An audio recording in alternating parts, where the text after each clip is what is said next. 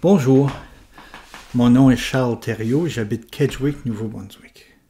Pour ceux qui ne savent pas où est Kedgwick, gardez la map du Nouveau-Brunswick. Dans le nord-est, vous avez Hamilton. Dans le nord-ouest, vous avez Edmundston. Et là-bas au milieu, sur le bord de la frontière québécoise, on a Kedgwick, un petit village qui s'appelle Saint-Quentin. Ça, c'est chez nous. Elle est entourée par une mer de forêt. Ça fait 4 ans et demi que j'habite à Kedgwick et c'est pour moi une aventure assez extraordinaire. C'est comme un nouveau mode de vie. Vous voyez ici, 90% de la rentrée économique provient de la forêt. Pas juste de l'industrie forestière, mais de la forêt. Oui, bien sûr, il y a le moulin, il y a les bûcherons avec leur machinerie, il y a les camions. Il y a des gens qui travaillent à la plantation des arbres. Il y a des gens qui travaillent à faire des couronnes de Noël. Il y a aussi la sériculture, le sirop d'érable. C'est une énorme industrie ici. Il y a aussi l'industrie touristique. Apparemment, sur nos rivières, Kedgwick et Restigouche, au courant de l'année, il y a 1200 personnes qui travaillent à subvenir aux touristes, aux pêcheurs, aux chasseurs, etc. La location de canaux. Alors vous voyez, la forêt joue un rôle important au niveau de notre économie. Mais si l'on regarde attentivement, la forêt a toujours été la pierre angulaire de l'économie au Nouveau-Brunswick. Et ce l'est toujours encore aujourd'hui. Oui. Moi, je veux faire ce projet ici, un genre de documentaire que je veux construire sur l'Internet et vous allez être capable de me suivre et même d'examiner le matériel à mesure que je le ramasse. C'est qu'il y a eu un incident qui est arrivé ici au mois de mai. Un incident dont j'explique sur la languette pourquoi ce site.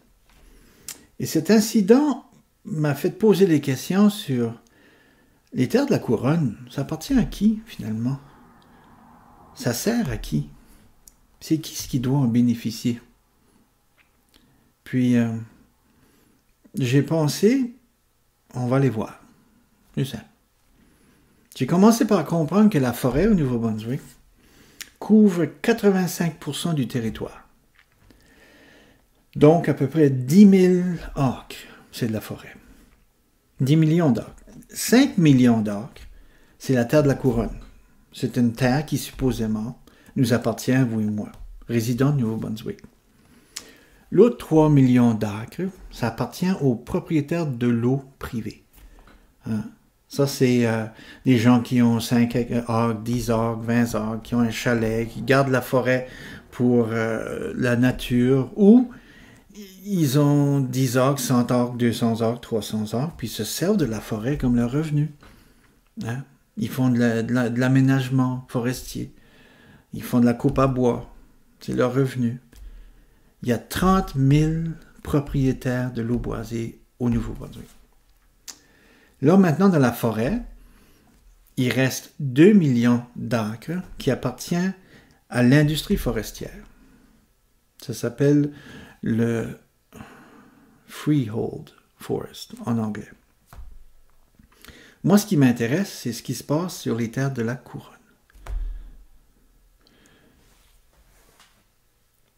Le ministre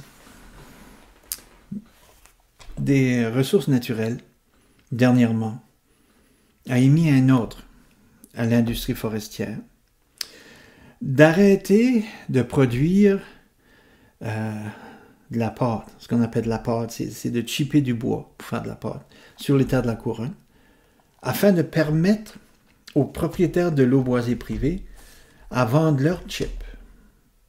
Vous voyez, les terres de la couronne sont utilisées par l'industrie et compétitionnent contre les propriétaires des lots privés. Ça, je trouve que c'est pas correct. Puis c'est ce qui arrive justement maintenant.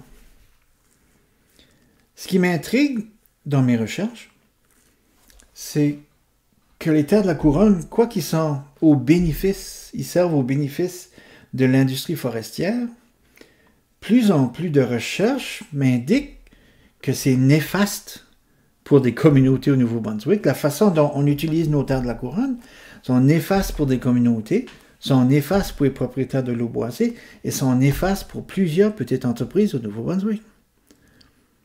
Il me semble que c'est pas juste. Alors, l'essence de mon projet, c'est vraiment d'aller s'informer et d'informer la population sur la réalité de l'utilisation de nos terres de la couronne. Je voudrais, parce qu'il y a beaucoup de controverses, hein, pas juste au niveau de l'exploitation, les méthodes d'exploitation, mais aussi au niveau de la conservation de la forêt, l'abus, l'arrosage, il y a beaucoup de controverses. J'aimerais être capable de mettre au clair tout ce qui se passe, puis être capable de former une opinion. Alors, la façon dont je vais procéder, vous allez être capable d'examiner mon matériel à mesure que je le trouve et que je le poste sur le web. Vous allez être capable de former votre propre opinion avec tout le matériel que je vais ramasser. Moi, j'ai l'intention de produire un documentaire d'1 heure et j'espère que si vous me suivez et que vous scrutez toute l'information que je vais poster, et je vais monter sur le site, vous allez déduire les mêmes choses que moi. En tout cas, je l'espère. Alors, suivez-moi pour une toute nouvelle aventure tout à fait intéressante.